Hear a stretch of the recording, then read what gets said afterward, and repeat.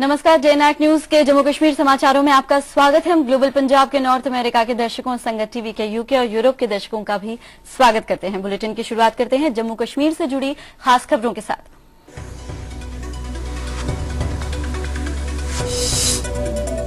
Public health engineering विभाग के दिहाड़ीदार मजदूरों का श्रीनगर में प्रदर्शन, वेतन जारी करने और नौकरियों को पक्का करने की रखी मांग। पुलिस ने किया हल्का लाठीचार्ज। युवक की मौत के विरोध में आज बारामूला बंद, स्थानियों का आरोप प्रदर्शन के दौरान सेना की गोली से हुई थी युवक की मौत। आर्मी कैंप को हटाने की मांग पर अड़े लोग। पुलवामा में मारे गए सरपंच की मौत पर सियासत गरमाई। जम्मू कश्मीर पंचायत कॉन्फ्रेंस ने ठहराया मुख्यमंत्री उमर अब्दुल्ला को जिम्मेदार की पंचायत सदस्यों की सुरक्षा बढ़ाए जाने की मांग। वहीं सरकार ने किया अनुग्रह राशि का ऐलान। और कुलगाम में एक मेटाडोर पलटी, हादसे में 15 लोग घायल, 5 की हालत गंभीर, अस्पताल में कराए गए भर्ती। कुपवाड़ा में एलओसी के पास फटी बारूदी सुरंग, 2 जवान घायल, अस्पताल में कराए गए भर्ती। सेना ने आतंकी हमले से किया इनकार।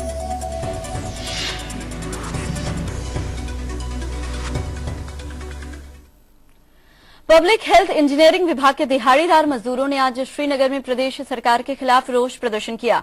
प्रदर्शनकारी कर्मचारी वेतन जारी करने और नौकरियों को पक्का करने की मांग कर रहे हैं। उनका आरोप है कि 1994 से लगातार उनका शोषण किया जा रहा है। प्रदर्शनकारियों ने सरकार के खिलाफ स्लोगन जारी करते हुए डिवीजन कमिश्नर दफ्तर की ओर मार्च करने की कोशिश की, जिसे पुलिस ने हल्का लाठीचार्ज करते हुए नाकाम कर दिया। कई प्रदर्शनकारियों को पुलिस ने हिरासत में भी लिया। तो प्रदेश सरकार के खिलाफ दिहाड़ीदार मजदूरों का ये प्रदर्शन है, जिसमें कहीं न कहीं उनके वेतन की जो विसंगतियां हैं उनको दूर करने और नौकरियों को पक्का करने की मांग प्रदर्शनकारियों ने की।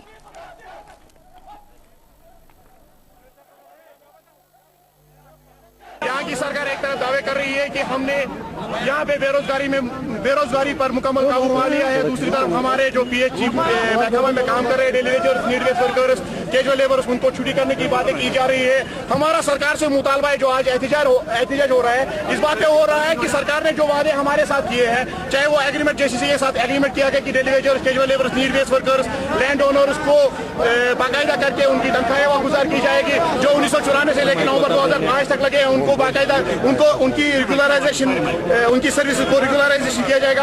हम सरकार से यही मुतालबा करते हैं कि हमारे जो मामलात है उनको जल्द अज जल्द हल किया जाएगा। बसूरी दीगर हम किसी भी हद तक जाने के लिए तैयार है, जिसकी तमाम जिम्मेदारी मौजूदा सरकार पर आएगी।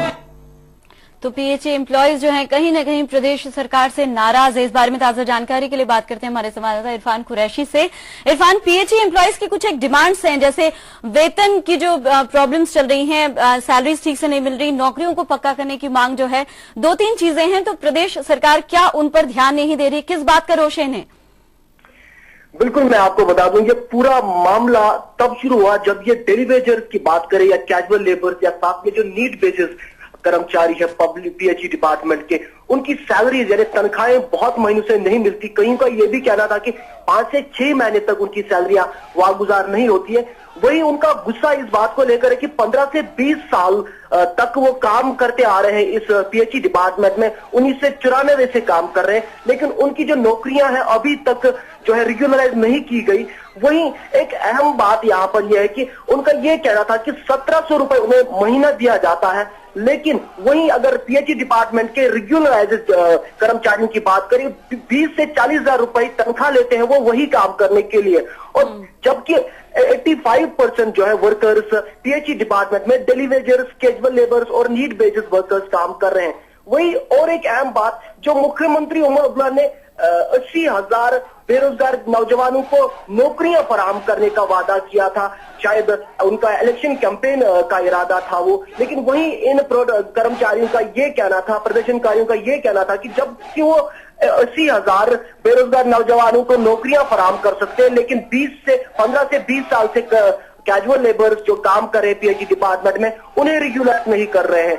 वहीं और एक अहम मुद्दा जो है उनके सामने, उनका ये कहना है कि सरकार ने बिल्कुल जो भी वादे किए थे वो झूठे साबित हुए और कहीं न कहीं उनकी जिंदगी के साथ खिलवाड़ किया गया, जबकि 15 से 20 साल तक अभी तक उनकी और कोई तवज्जो नहीं दी जा रही है। जी इरफान, आपका इस तमाम जानकारी के लिए शुक्रिया। तो पीएचई एम्प्लॉइज ने प्रदेश सरकार के खिलाफ प्रदर्शन किया, जिसमें उनका आरोप है कि 15 से 20 साल होने को आए हैं, लगातार उनका एक्सप्लॉयटेशन किया जा रहा है, उनका शोषण किया जा रहा है। अभी तक उनकी जो सैलरीज की जो प्रॉब्लम्स थी वो अभी तक ठीक नहीं हुई है, नौकरियों को भी अभी तक पक्का नहीं किया गया है।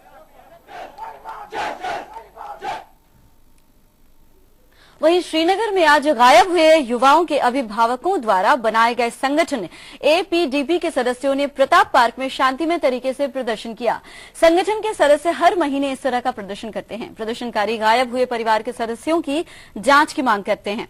इस मौके पर बड़ी तादाद में महिलाओं ने प्रताप पार्क में सरकार के खिलाफ शांत तरीके से धरना प्रदर्शन किया।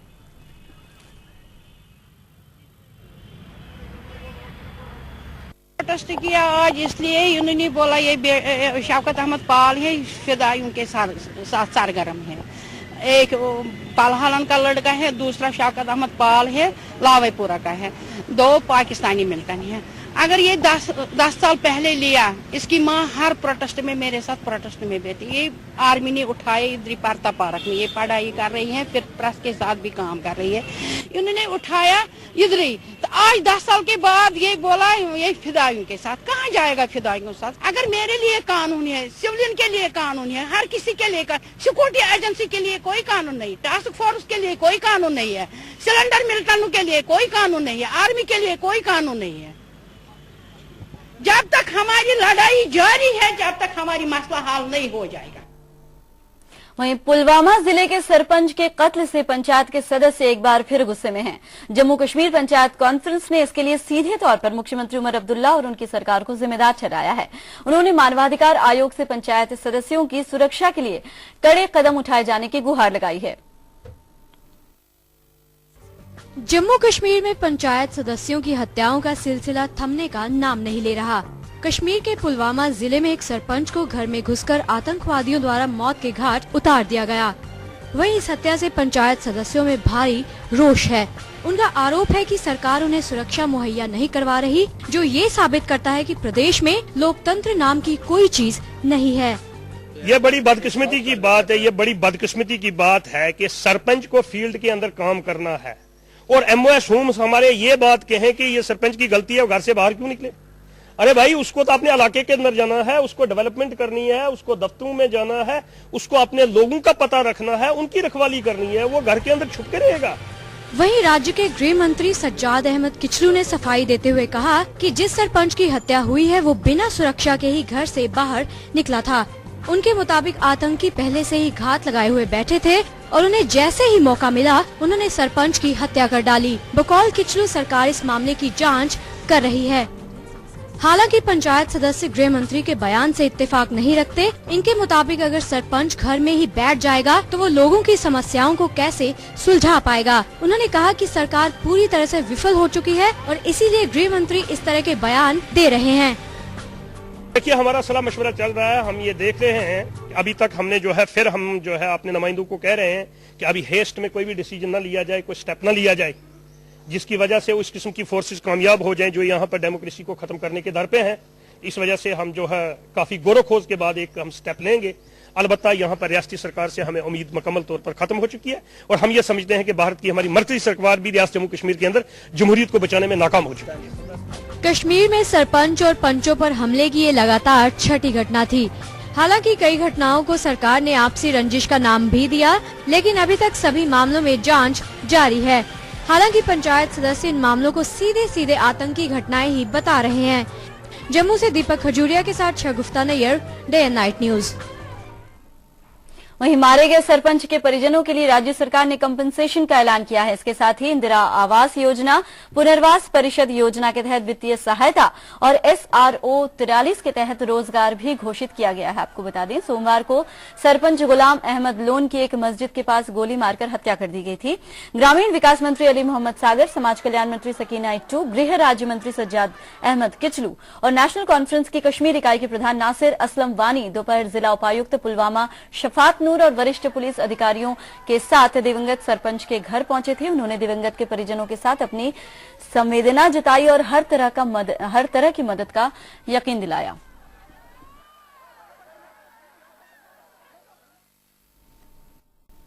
आज बारामूला बंद है। स्थानीय युवाओं ने 46 राष्ट्रीय राइफल्स के खिलाफ ये बंद बुलाया है। दरअसल 5 मार्च को बारामूला के ओल्ड टाउन इलाके में राष्ट्रीय राइफल्स की टुकड़ी ने प्रदर्शनकारी कुछ युवाओं पर फायरिंग की थी, जिसमें एक युवक ताहिर अहमद सोफी की मौत हो गई थी। अब प्रदर्शनकारी इलाके से आर्मी कैंप को हटाने की मांग कर रहे हैं।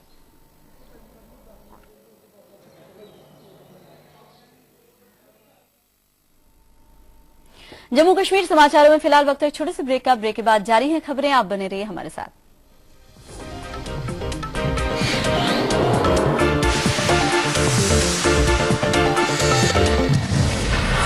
ब्रेक के बाद जम्मू कश्मीर समाचारों में आपका फिर से स्वागत है।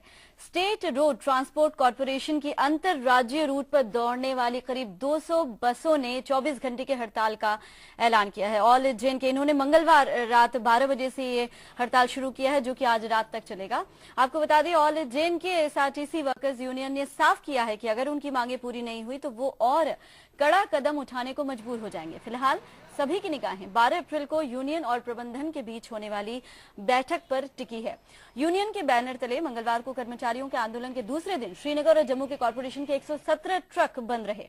कश्मीर जिले इलाके की बात करें तो वहां जिला रूट पर कॉरपोरेशन की बस सेवा भी कल प्रभावित रही। इससे कश्मीर के बारामूला, कुपवाड़ा, हंदवाड़ा, अनंतनाग, पुलवामा और पहलगाम के साथ ही अन्य जिलों के लिए कॉरपोरेशन की कोई भी बस नहीं चली। 24 घंटे की ये हड़ताल है। कुछ एक उनकी डिमांड्स है और उन्होंने कहा है कि अगर ये मांगे पूरी नहीं हुई तो वो कड़ा कदम उठाने को मजबूर हो जाएंगे।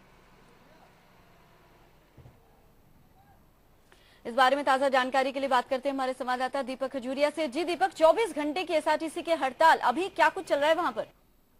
जी वैशाली, 24 घंटे की एक दिन की टोकन स्ट्राइक है जो उन्होंने एसआरटीसी के मुलाजमों ने रखी हुई है और इनकी ये कुछ मांगों को लेकर रखी है। इनका ये कहना है कि सरकार लगातार जो है वो पर ध्यान नहीं दे रही और मान रही, जिसको लेकर ये इन्होंने जो हड़ताल की है। हालांकि आम जनजीवन पर इसका काफी असर जो है हड़ताल का देखा जा रहा है। इनकी जो मांगे हैं उनमें प्रमुख मांग ये है कि एक तो Himachal Pradesh state road transport जो कॉर्पोरेशन है उसके हिसाब से इनके जो है पर्क्स, जो इनकी सैलरीज हैं, जो इनके भत्ते हैं वो बढ़े। दूसरा ये है इनका कि 4 साल पहले एक एग्रीमेंट ऐसा सरकार के साथ एसआरटीसी कॉर्पोरेशन के मुलाजिमों द्वारा, वो जो है उसको वो पूरा। ये दो जो मुख्य मांगे हैं इनको लेकर जो हड़ताल की गई है। और बात है कि जम्मू में जिस तरह कल से नवरात्रा शुरू हो रहे हैं और वैष्णो देवी भक्तों की जो है काफी रश बढ़ जाता है, इसको देखते हुए करीब 100 बसें जो है जम्मू से कटरा के लिए जो एसआरटीसी की चलती है रोजाना वो नहीं चल रही हैं। जम्मू से श्रीनगर के लिए ही बसें हैं जो नहीं चल रही हैं। उसके अलावा जम्मू से पंजाब, हरियाणा, हिमाचल को जाने, दिल्ली को जाने वाली बसें भी नहीं चल रही हैं, जिससे कि लोगों को काफी दिक्कतें जो है वो रही हैं।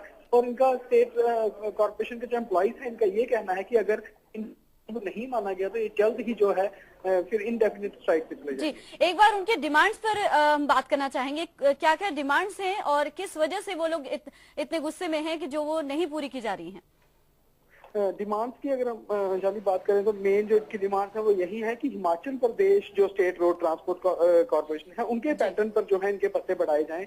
दूसरा जो इनकी मांग है वो ये है कि एक एग्रीमेंट इनके साथ सरकार का हुआ था, क्योंकि इनकी काफी ज्यादा जो लगातार डिले होती रहती हैं, इनकी जो तनख्वाहें हैं लगातार टाइम पे नहीं मिलती हैं, इनके जो टाइम पे नहीं हो रही हैं। तो ये जो गुस्सा है ये इनका एम्प्लॉयज में है। उनका एग्रीमेंट ये कहना है कि जो इनका समय के रहते हुए ही जो इनकी मांगों है मान लेना चाहिए। सरकार को नहीं मानेंगे तो अब ये जो है अपनी हड़ताल से पिछड़ने वाले नहीं। जी दीपक, 12 अप्रैल को यूनियन और मैनेजमेंट के बीच बैठक की भी खबर है, तो इस बैठक में क्या कुछ निकल कर आ सकता है, क्योंकि प्रेशर काफी है इस वक्त? जी, मैं पहले भी वैशाली जैसे आपको बता चुका हूँ कि पहले भी सरकार के साथ कई एग्रीमेंट हुए हैं। अब ये एग्रीमेंट पे बात करने वाले नहीं है कोई भी एग्रीमेंट। ये कह रहे हैं कि जो पिछली मांगे हैं पहले उसको माना जाए, यही ये रखेंगे इस मीटिंग में भी, और अगर नहीं माना जाएगा तो फिर इंडेफिनिट स्ट्राइक की जो इन्होंने है अपनी वो धमकी दी हुई है। जी दीपक, आपका इस तमाम जानकारी के लिए शुक्रिया। तो स्टेट रोड ट्रांसपोर्ट कॉर्पोरेशन की जो इंटरस्टेट रूट पर दौड़ने वाली बसें हैं, 200 बस जो हैं कल रात 12 बजे से 24 घंटे की हड़ताल पर हैं। आपको बता दें all JNK SRTC workers union ने कहीं न कहीं ये साफ कर दिया है कि उनकी मांगे नहीं पूरी की जाती हैं तो वो और कड़ा कदम उठाने को मजबूर हो जाएंगे। फिलहाल 12 अप्रैल को यूनियन और मैनेजमेंट के बीच एक बैठक भी होनी, उस बैठक में भी कई नतीजे निकलकर आने की उम्मीद है और उसी पर एसआरटीसी के जो एम्प्लॉइज हैं उनकी नजरें फिलहाल टिकी हुई हैं।